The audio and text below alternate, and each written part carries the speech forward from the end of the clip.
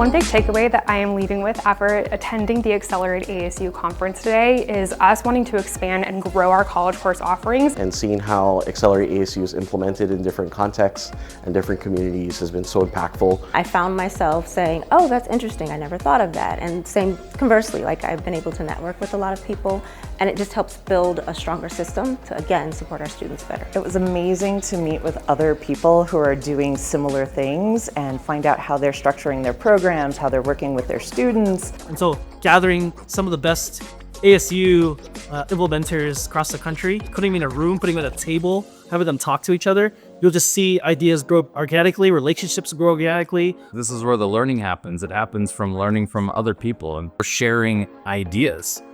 And we do that because we all want to see our kids be happy and successful, period.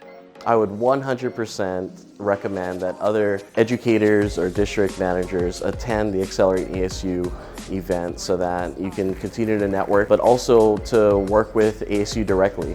I think seeing the innovation and the collaboration firsthand is very powerful. If they're working with ASU and offering these kinds of courses, an event like this is critical for learning new techniques, feeling like you're part of a community, and really being able to go home and improve your offerings when you get back to your school.